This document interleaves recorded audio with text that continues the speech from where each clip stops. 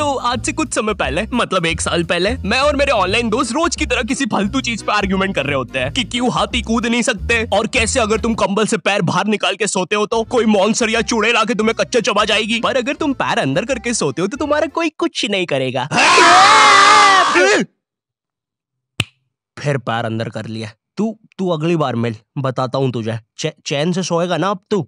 ले तेरा light on कर दिया, अब ठंड में बिस्तर से उठना पड़ेगा। ले तेरा पंखा भी ऑन कर दिया अब तो ऐसी किसी बात पे आर्ग्यूमेंट चल रहा होता है, तो उसी बीच न जाने मेरे दिमाग में क्या आता है और मैं बोलता हूँ, तुम लोग अच्छे लोग हो, हमें मिलना चाहिए। ये सुन के भैया सन्नाटा मच गया। हाँ क्या बोला तूने? आयु तुझे पता है ना ऑनलाइन दोस्त कभी मिल नहीं सकते। इनफैक्ट ऑनलाइन दोस्त जैसी तो कोई चीज ही नहीं होती, हम सब तो रोबोट है। आयु तू हमारा दोस्त हो ही नहीं सकता, हम जा रहे हैं। फिर उन लोगों ने एक दूसरे के गले में हाथ डाला और न जाने क्यों गुस्से में डोरेमोन का थीम सॉन्ग गाने लग गए, वो भी तमिल में।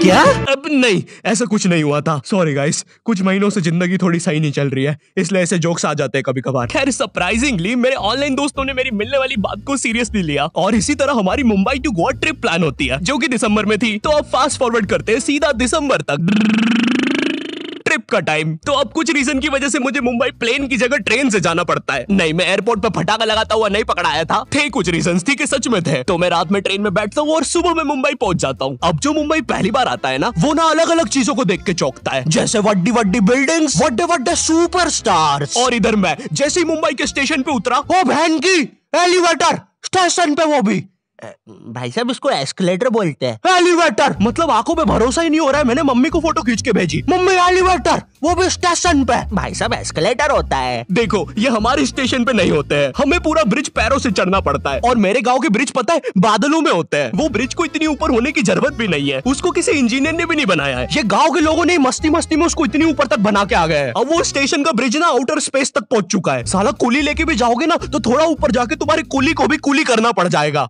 भाई साहब कुली करना पड़ेगा। अरे किया तो है तुम्हें। अरे आपको नहीं, मुझे कुली करना पड़ेगा। रुको, कुली।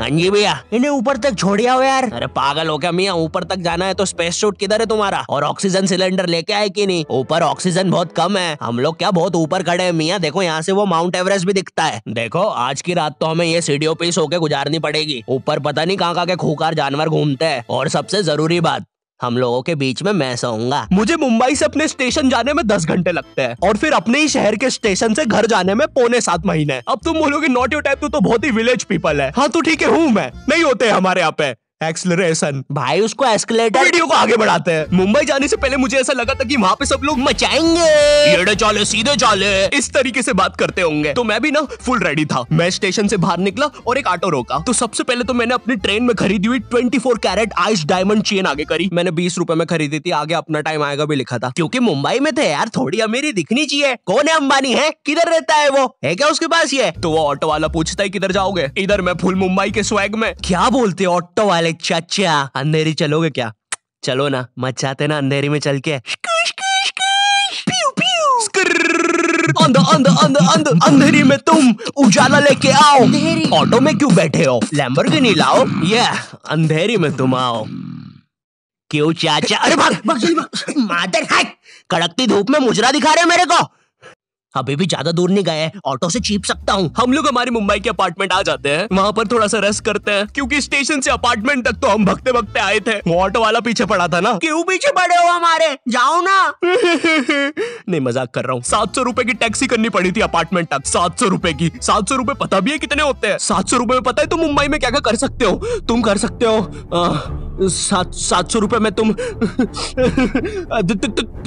700 रुपए में वापस उसी टैक्सी में बैठ के स्टेशन जा सकते हो। भाई साहब मैंने 750 कर लिया है रेट। कितनी महंगी है मुंबई। तो अब मैं और मेरा दोस्त डेस्क, हम लोग हमारे बाकी 2 दोस्त से पहले आ गए थे। तो अब हमारे पास कुछ करने के लिए नहीं था, तभी मुझे मेरी एक फीमेल फ्रेंड ने मॉल में मिलने बुला लिया। तो हम लोग जाते हैं मिलने, वापस 700 लगा के। ये मुंबई भी ना। तो मेरी दोस्त ने ना मुझे एक मूवी देखने बुलाया था, अवतार। मूवी में ज्यादा कुछ खास था नहीं, कुछ नीले लोग नंगे होके पानी में भाग रहे होते हैं रोबोट मशीन से बच के। ये मूवी मैंने 3D में देखी थी, ज्यादा कुछ चेंज नहीं हुआ। अब बस वो नंगे लोग मेरे साइड से निकल के भाग रहे थे। हम ये जंग जीत के रहेंगे। सर वो सब तो ठीक है, वो आदमी कौन है? अरे वो हमारी मूवी देख रहा है 3D में। उसे तो मजा ही आ जाएगा जब हम सब नंगे होकर उसके सामने से भागेंगे। मेरी बात सुनो सब लोग, हम लोग उसके बहुत पास से भागेंगे लेकिन उसे टच नहीं करेंगे।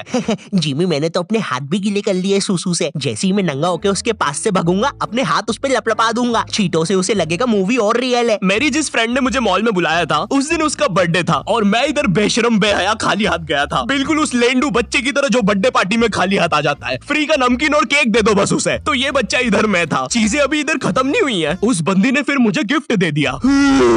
चीजें अब सीरियस हो गई है। दुनिया का सबसे बड़ा क्राइम इधर, ठीक है इधर है, और फिर आता है किसी के बर्थडे पे उनसे ही गिफ्ट ले लेना इधर। पहले तो मुझे समझ में नहीं आया कि ये बंदी मुझे टॉन्ट मार रही है कि सच में गिफ्ट दे रही है। मुझे उस समय इतनी ज्यादा शर्म की अनुभूति और आभास हो रहा था, मेरा मन कर रहा था उठ के भाग जाऊं वहां से।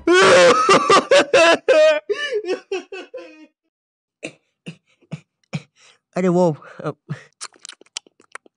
वो बाहर बहुत गर्मी है ना, इसलिए मैंने सोचा स्प्राइट पी लूं आके। और पेरी पेरी फ्राइज भी मेरे फेवरेट है। देखो अगर उस टाइम में चाहता तो अपने पीछे वाले जेब से बटवा निकाल के एक 50 का करारा नोट और 1 रुपया लगा के बड्डा लिफाफा बना के उसे दे देता, लेकिन मैं कोई 80 साल का दादाजी नहीं हूँ और वो भी मेरी पोती नहीं है, तो अब मैं कुछ कर नहीं सकता था। इसलिए मैंने बेशर्मों की तरह उसका गिफ्ट ले लिया और कमियां भी निकाल रहा हूँ। घड़ी तो अच्छी लाई हो तुम, लेकिन फास्ट ट्रैक की लाती तो अच्छी है घड़ी। इस ट्रिप पर ना हमारे बहुत ज्यादा पैसे खर्च हो गए थे, इतने कि मैं अपने बेसमेंट वाले बच्चों को खाना तक नहीं खिला पा रहा हूँ। चुप रहो, मैंने कहा ना नहीं मिलेगा खाना।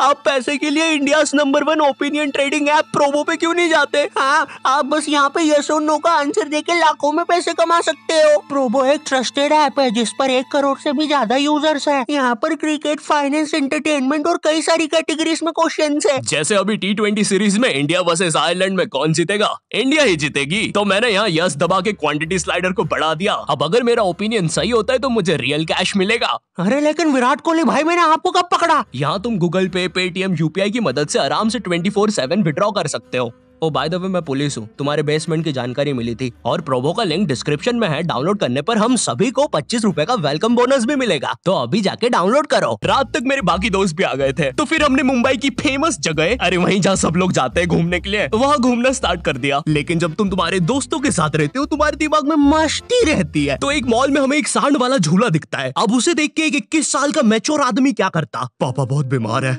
बहन की भी शादी करवानी है, मुझे लगता है सांडू मैं तुम पे घूमी घूमी करने के लिए थोड़ा बड़ा हो चुका हूँ।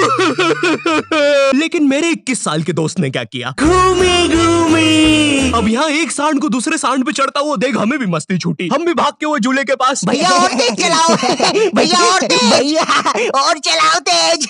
मैं मुंबई में एंग्री प्रास से भी मिला था। उन्होंने मुझे अपनी बिल्ली से खेलने दिया था और अपना मास्क भी पहनने दिया था। अच्छा चलो मास्क मैंने बिना पूछे पहन लिया था, कैमरा फुटेज में तो आ ही गया हूँ मैं वहाँ पर अपने मैनेजर सौरभ भैया से भी मिला था। हम लोग मुंबई में लास्ट में जुहू बीच पर गए थे। वहाँ पर सब कुछ बढ़िया था, ठंडी ठंडी हवाएं चल रही थी, सब कुछ बढ़िया था। लेकिन फिर आसमान में कहीं से उड़ने वाली बंदर प्रजाति छा गई। ये बंदर प्रजाति फुग्गे की बनी थी। मेरा नाम है बुबली बंदर, मैं इंसानियत पे कब्जा करने आया हूँ, तो चुपचाप अपने घुटने।